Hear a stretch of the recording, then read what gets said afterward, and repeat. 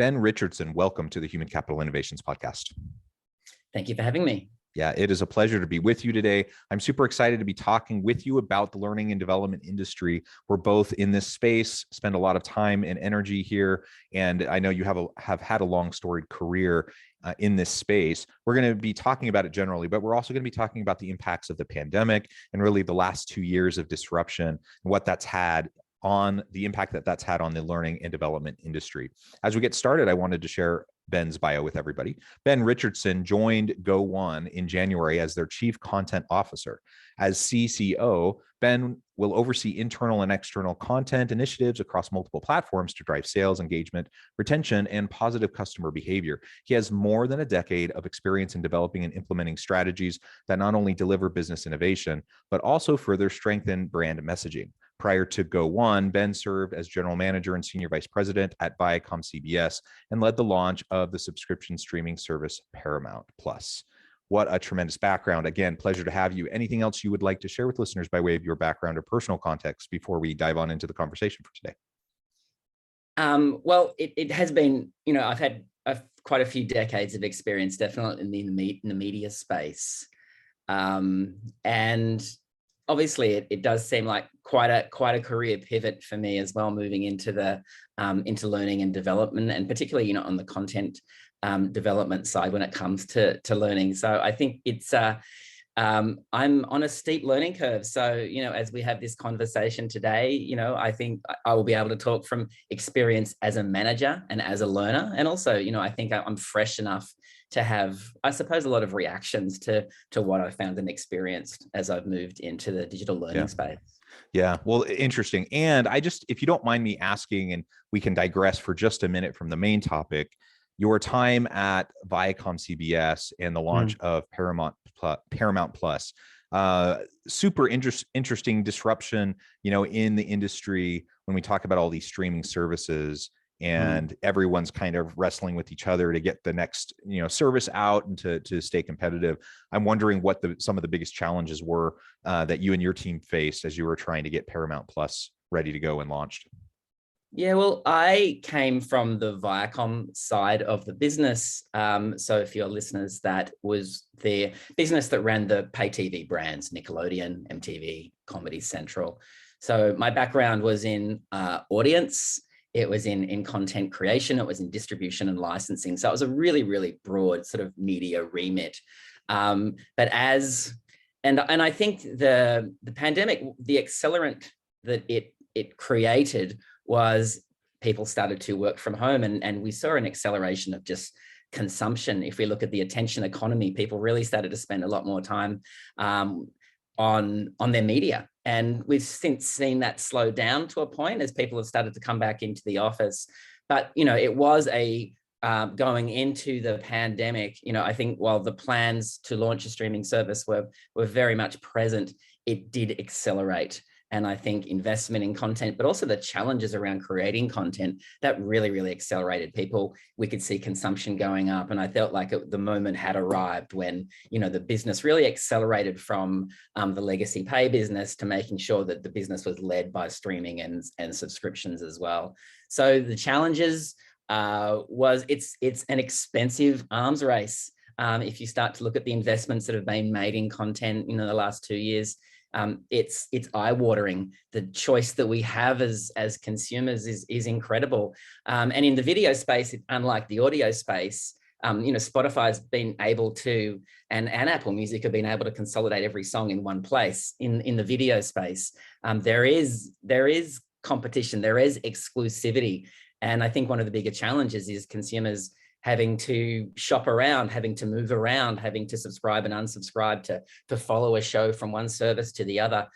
So, it's been the rate of change was incredible. Consumers are well served, but now that I'm not in that business, I can see also it feels like we're heading towards another stage of consolidation as well.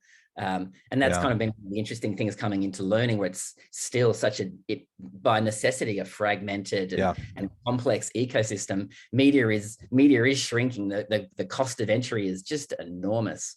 As consumers, we're the winners, but I think we are entering a period of rapid change.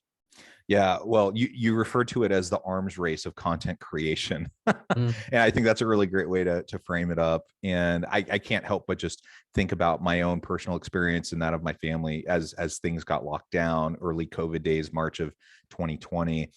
We're not going out, we're not spending money on live entertainment, we're not going out to eat. We're just all together at home. And of course, we end up watching more shows and binging shows. And I will admit that this isn't Paramount Plus, but Netflix.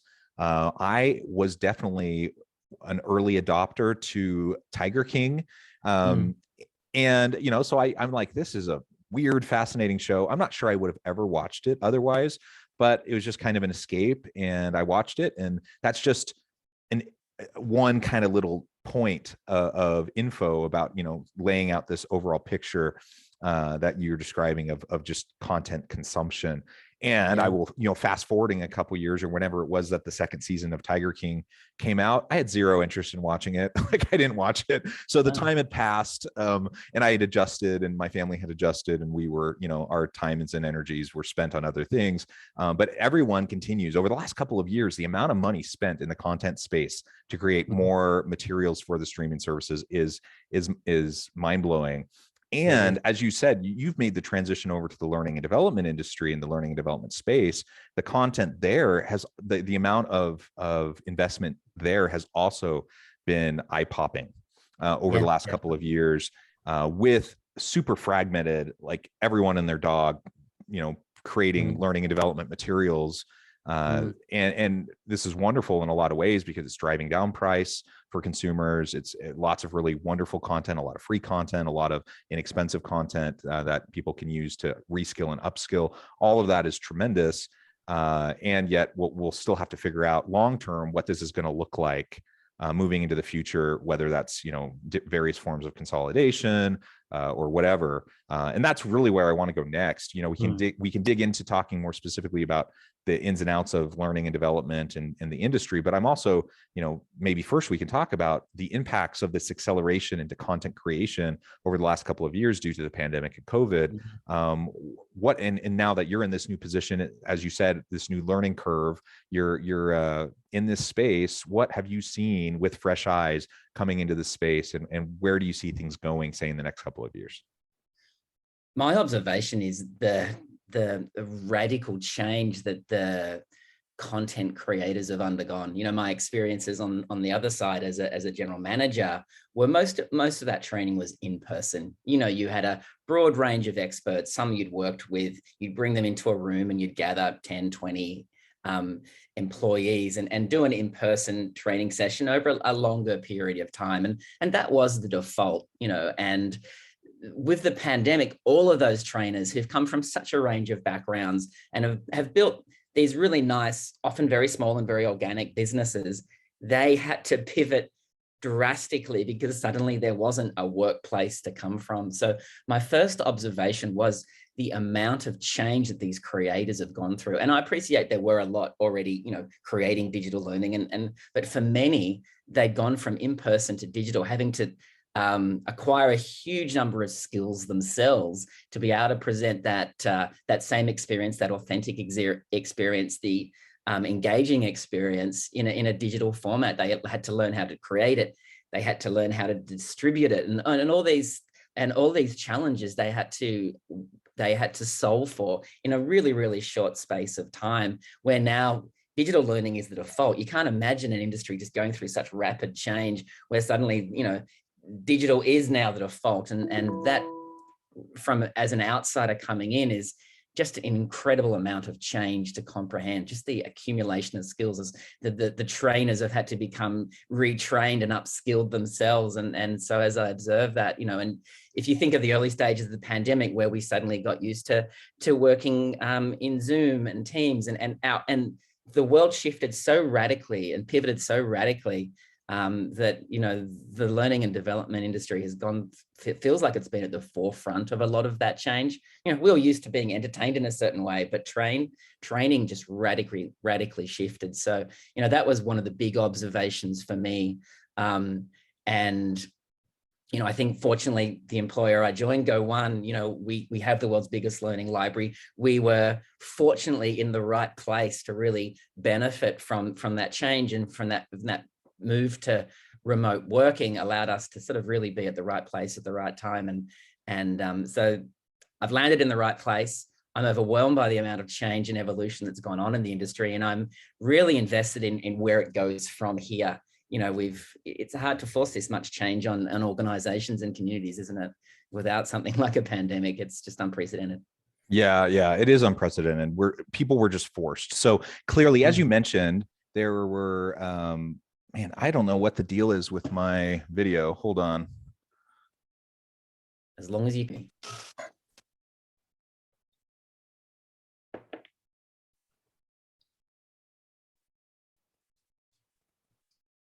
Yeah, it just keeps popping on and off. So I'll edit this out. I'm sorry. I don't know what the deal is. So like I was saying, it's incredible to think about the adoption of these new technologies and this new modality for delivering of learning and development. The training industry has gone through that huge shift. And as you mentioned, clearly there were organizations that had digital, e-learning content before. I'm a university professor in addition to my consulting work. And so in the learning and development space, I've done, my own work for a long time, but I also have taught in the university space as a full-time professor for a long time. And the university is a good case in point on this. Did we have online programs before? Yes. Did we have online courses before? Yes. Were they any good? That's another question. Were they engaging? Were they, or were they kind of like a bare minimum version of the traditional in-person classroom? And it depended, right? It depended on the professor and what they really put into their online learning. But ultimately what we found over the last couple of years is everyone was forced, all professors, the whole university was forced to invest in training to help them learn how to better deliver online learning content. And in many cases, what we used to think about in terms of that online learning, in terms of asynchronous learning, we now have reframed and recognized that you can do synchronous virtual online learning very effectively. And in fact, that's something that I hadn't done a lot of prior to the pandemic. I've done tons of leadership development trainings and in-person trainings. I've done asynchronous online trainings for years. I've done all of that.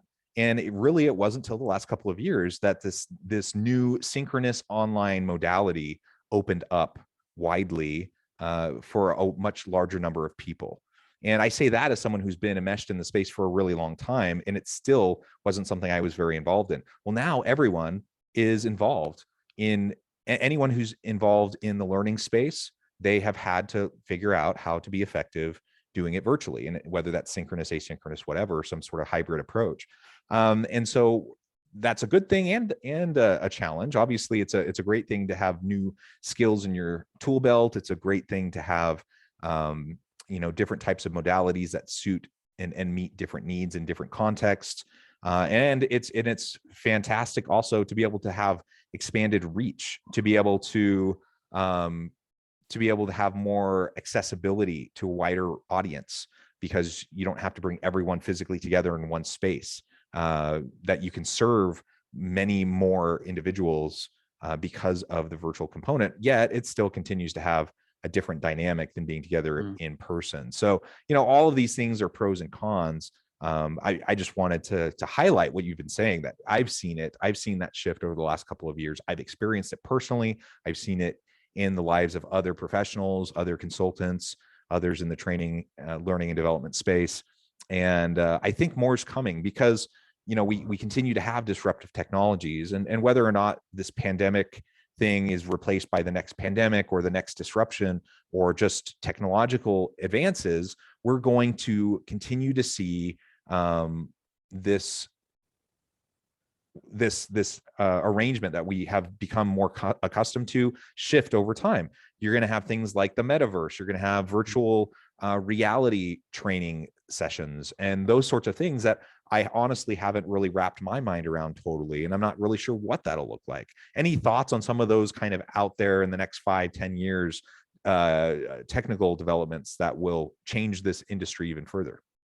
Yeah, so I mean, even a shorter time frame. I'm have been doing a bit of a roadshow. I'm just around Australia at the moment, to talk to the future of Go1's learning experience. And so at Go1, we are not creators of content per se. We do invest where we need to fill a gap, but really in the business of creating tools to allow our creators to deliver content that is more immersive and engaging. So if we talk about virtual reality, so Go1 has made an investment in a company called Tailspin. It's a US-based company, and the creators actually came from the special effects industry in Hollywood, to be honest. And so they had that experience, and they're applying that to learning. So they call it extreme learning or extreme reality, and it covers, you can do it training, whether it's through a browser or with a headset, like the Oculus or the hopefully soon to be launched Apple headset as well. The statistics behind immersive learning are really, really impressive. It's, there was a Stanford study which showed that immersive learning is 76% more effective. People learn faster, they're more focused, they're more emotionally connected. Where virtual reality, I think, applies to learning, and I think where it's effective, it's really in allowing learners to rehearse conversations. It's so what the experience looks like is if you are have a headset on, you're in a room with an avatar, and you may be interviewing a person, you may be doing a performance review, you may be training a sales team. But in this training environment, you get real-time feedback. So in an interview environment, you ask the questions of 3 very different looking candidates, and you ask from a drop-down menu of questions. Each interview is different, and you get feedback immediately. How did you approach them? What bias did you demonstrate? Where could you have been more effective in that conversation? So to me, this is a really, really exciting development, and it will actually be realized sooner rather than later. So with Tailspin, they have created a tool. So I always compare it to, say, a GarageBand or an iMovie, which is a simple to use no-code tool. So the creators will have access to this tool, and they'll be able to adapt and evolve their learning and develop virtual experiences. For the learner, the benefit is you get to have those real-time conversations, those difficult conversations. If I think about my journey as a manager, I was probably thrown in the deep end, as were most people of my generation, I'd say. And so you made mistakes in real time. Those first performance management conversations, those difficult conversations, those challenging conversations with a manager, they played out in real time. With immersive learning, you get to rehearse, you get to fail.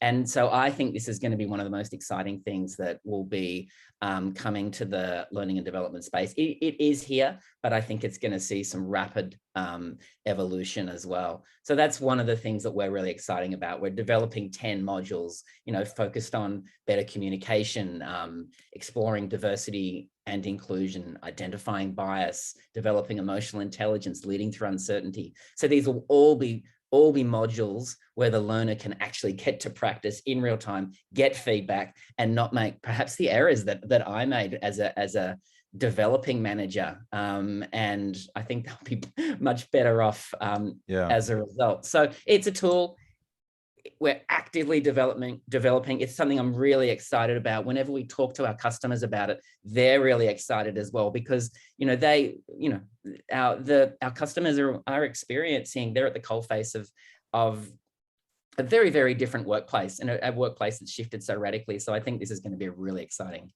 development, and I think Go1's going to be able to take a leadership position. Yeah, that's super cool. And again, I can't help but think about, well, what does this mean for my own personal work that I do in the training, learning, and development space, both on the corporate side, but also in the university space, in traditional academic coursework. There's always going to be a place for in-person learning, whether on the corporate side or in the academic, traditional brick and mortar university setting. But more and more people really are craving that flexibility and the accessibility that comes through these various high engagement kinds of online learning opportunities. So this virtual reality approach, high fidelity opportunities to connect with other people in meaningful ways in a live format, I think that's going to play a tremendous role moving forward. And I know for myself that that's something I'm definitely going to have to pay more attention to. I'm going to have to reskill and upskill myself a bit. And I have tons of training in this space. I know what I'm doing, yet I'm not fully, aware of all of the emerging technologies. And I suspect I'm not the only one. So there's a lot of us out there that need to do more work in this space so that we're ready for the next wave, and we're ready to leverage that as an opportunity, not just see it as, a challenge that we have to respond to. Well, Ben, go ahead. I would just say reskilling and upskilling have always been present in our lives. I'm sure you as well. I trained as a projectionist of film. I remember when I used to, edit film with a glue and a cutter. And so if I look back on my life, there has been this constant upskilling and reskilling. It just is getting faster. There are more tools at our disposal, and it is overwhelming. And so, that's what we're trying to solve for at Go One. Yeah, it is getting faster and faster, and I only anticipate that trajectory continuing. I don't see it slowing down anytime soon. So we have to be adaptable and just adopt a growth mindset that we're constantly stretching ourselves and learning. And if we try to dig in our heels and try to just do things the way we've always done them, because that's what we're comfortable with, even if it's because we think that's really what the best way is, we're going to find ourselves left out of the shifts that occur, and it's just inevitable. Well, Ben, it has been a real pleasure talking with you. I know at the time I'm going to have to let you go here in just a minute, but before we wrap up for today, I wanted to give you a chance to share with listeners how they can get connected with you, find out more about your work at Go One and your team, and then give us a final word on the topic for today. Thank you. So you can find me on LinkedIn, of course. But if you want to find out more about what Go One are doing, what we're developing, go1.com. We have newsletters, podcasts, blogs. I think, we've got a really, really active bunch of creators who are really constantly telling and refreshing our story, highlighting our content, talking about developments in the industry. So, if you go to our website, you will be able to stay very much up to date with what we're doing. My final thought is, Go One may not have the presence or the awareness particularly in the American and European markets, but this is a really, really impressive business. And I think I joined them because they had so many great things going for them, so much potential, but a beautiful mission. Unlock positive potential through a love of learning. And I think that that in itself is a fantastic premise for us to really continue to sort of evolve and integrate into organizations everywhere. And really the beneficiaries are organizations and learners. The beneficiary is simplicity. We're saving for time and delivering great value. So I'm really excited to have joined this industry. I'm really excited about its potential and where it's going. And I can just see so much to come in such a short space of time. The pandemic has been an accelerant, and I think everyone's going to be a benefit of that as well in the learning space in particular. So thank you. Love to connect with your listeners. And thank you for having me. I've really enjoyed this conversation. Thank you, Ben. It's been a pleasure. I encourage listeners to reach out, get connected, find out more about what Ben can do for you. And as always, I hope everyone can stay healthy and safe, that you can find meaning and purpose at work each and every day. And I hope you all have a great week.